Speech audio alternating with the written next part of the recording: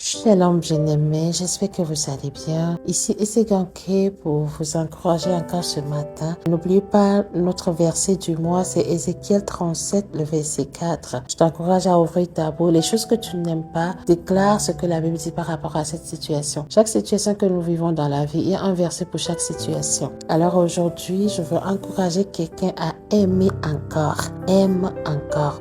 La Bible dit dans Romains 13, le verset 10, l'amour ne fait pas de mal prochain. L'amour est donc l'accomplissement de la loi. Des fois, nous pouvons penser que personne ne nous aime. Nous pouvons penser que Dieu, les gens vont aller jusqu'à dire Dieu ne m'aime pas parce que les choses pour lesquelles je prie ne les fait pas. Il n'y a que du mal qui m'arrive dans ma vie. Je viens t'encourager à aimer encore. Avant d'aimer, il faut commencer d'abord à accepter l'amour que Dieu a pour toi. Si Dieu ne t'aimait pas, il n'allait pas donner son seul fils unique pour mourir à la croix pour toi. La Bible dit, il n'y a pas de plus grand amour que de donner sa vie pour son prochain. Qui parmi tes contacts, qui parmi ta famille aujourd'hui est capable de mourir pour toi? Donc Jésus, il est mort à la croix pour toi, il t'aime, il est un Dieu d'amour, il est amour. Accepte qu'il t'aime malgré tes bêtises, malgré tes fautes, accepte qu'il aime et tu verras que tu vas commencer par t'aimer parce qu'il va t'apprendre comment t'aimer. Aujourd'hui, les gens ne s'aiment pas parce qu'ils ont dit « Oh, moi j'ai avorté, j'ai fait telle chose ». Mais l'amour de Dieu ne regarde pas ces choses. C'est quand tu vas accepter son amour pour toi et tu vas commencer par t'aimer, tu vas voir que Dieu, toutes ces choses que tu fais, quand tu les confesses, il te pardonne et il t'aime de même. Il n'y a rien que tu puisses faire pour que Dieu t'aime plus. Il n'y a rien que tu puisses faire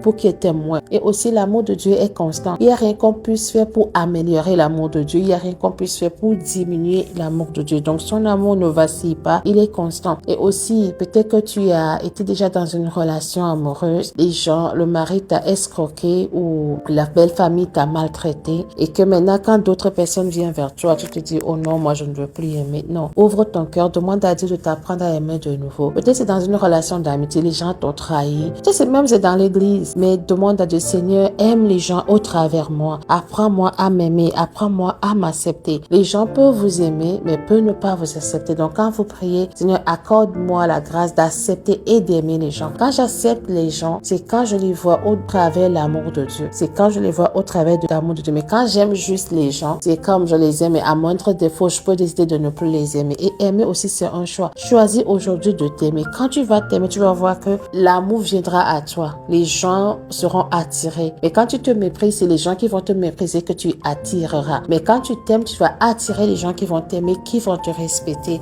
Alors, aime encore. Que Dieu te bénisse. N'oublie pas de t'abonner à ma page YouTube, Facebook, TikTok et Instagram. Je te retrouve demain pour un nouveau encouragement.